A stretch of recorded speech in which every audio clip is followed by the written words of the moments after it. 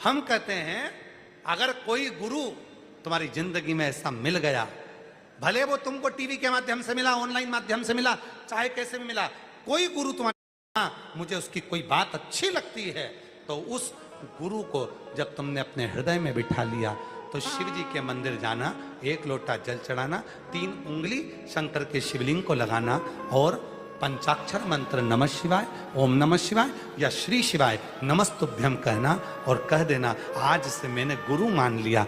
बस वो गुरु को मान लिया तो वो गुरु तुम्हारा हो, वो गुरु तुम्हारा।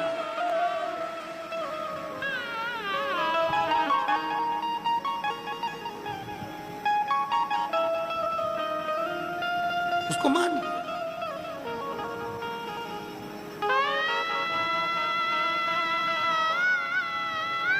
गुरु क्या करेगा?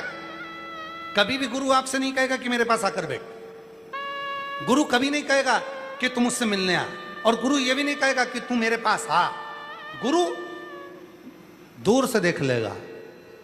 बस आपने हाथ हिलाया, आवाज लगाई हर हर बाबा, ओ बाबा, गुरु अपनी दृष्टि से आपको देख लेगा, आपके संताप को खींच लेगा।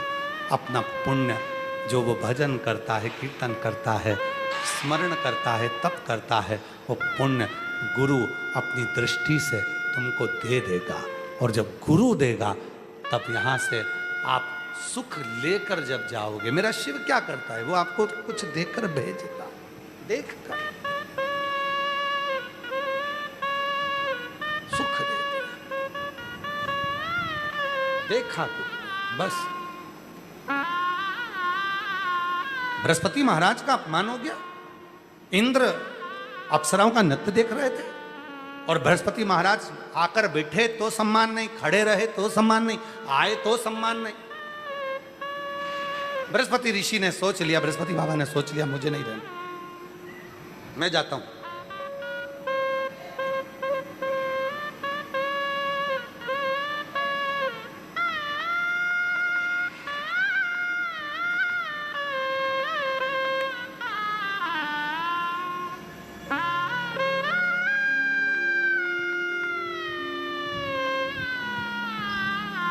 बृहस्पति बाबा चल गए।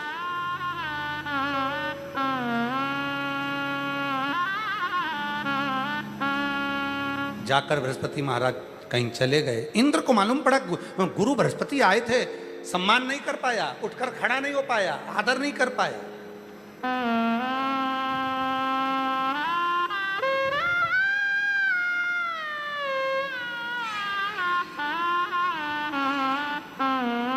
एक कथा करने वाले से ज्यादा बड़ा होता है कथा को श्रवण करने वाला।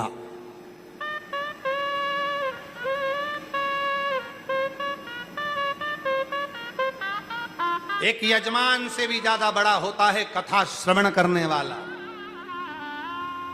एक वक्ता से भी ज्यादा बड़ा, कथा करवाने वाले से भी बड़ा सुनने वाला, और कथा बांचने वाले से भी बड़ा है कथा सुनने वाला। बड़ा वो है।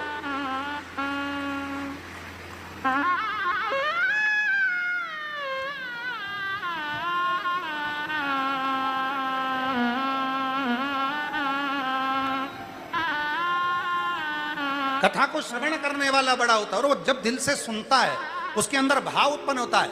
और कथा सुनते सुनते सुनते सुनते पूरे 2.5 घंटे में, 3 घंटे में जब कथा का एक सार तत्व उसके दिल को छूता है, भजन में, कीर्तन में, कथा में, स्मरण में कोई बात उसको छूती है तो उसका रोम खड़ा हो जाता है, रोमावली रोमांचित हो जाती है। तब वो रोम नहीं होता, शिव उसके दुख हरने के लिए उससे चिपक जाता है, उसके गले लग जाता है और उसको सुख प्रदान करना प्रारंभ करता है। सुख प्रदान।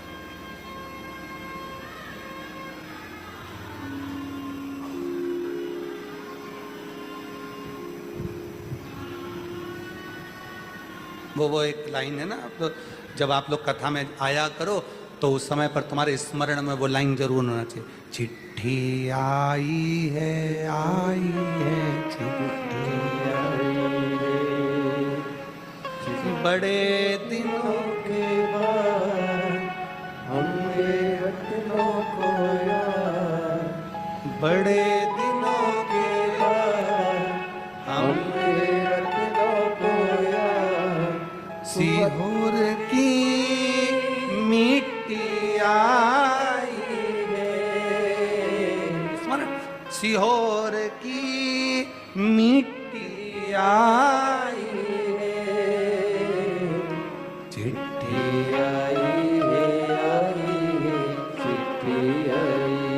महाराज उसने बुलाया, आप लोग जब कथा श्रवण करने के बाद मिट्टी लेके जाते हो, रज लेकर जाते हो, धूल लेकर जाते हो, कथा की मिट्टी रज धूल लेकर जब जाते हो, वो केवल मिट्टी नहीं होती, तुम्हारे विश्वास, तुम्हारी श्रद्धा। मेरा बाबा 7 दिन तक, जैसे हेलीपैड देखकर हेलीकॉप्टर उतरता है, स्टेशन देखकर रेल रुकती है, एयरपोर्ट देखकर हवाई जहाज उतरता है, उसी तरह शिव महापुराण की कथा को देखकर मेरा कैलाशपति उतरता है, 7 दिन तक उतरता है। उसके चरण की रज, उसके चरण की धूल लेकर जा, चरण की रज लेकर जा, धूल लेकर।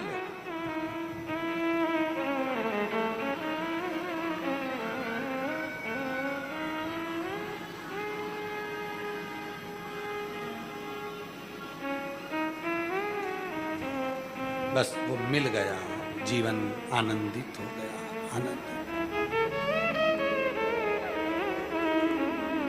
आनंद।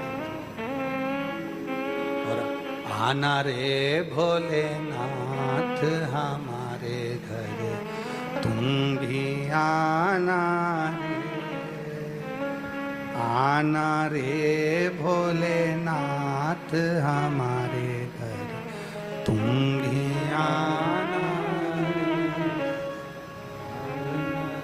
आना रे भोलेनाथ हमारे घर, तुम भी आना। तांबे के हंडा में गंगा जल पानी, तांबा का हंडा में गंगा जल पानी, नाना रे भोलेनाथ हमारे घर, तुम भी नाना रे, आना रे भोलेनाथ हमारे घर, तुम भी आना। सोने की थाली में भोजन परोसा, बोलो सोने की थाली में भोजन परोसा, आवाज नहीं आई, सोने की थाली में भोजन परोसा, आना रे भोलेनाथ तुम भी आना रे, तुम भी खाना रे भोलेनाथ, तुम भी आना, आना रे भोलेनाथ हमारे घर, तुम भी आना।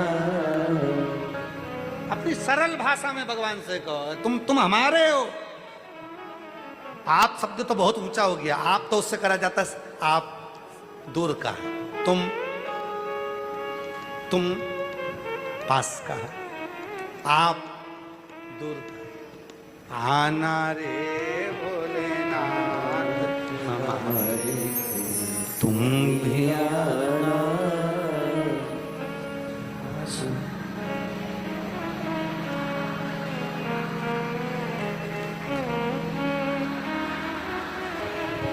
और गंगा यमुना जल भर के लाई, गंगा जल भर के लाई, गंगा यमुना जल भर लाई, गंगा यमुना जल भर लाई।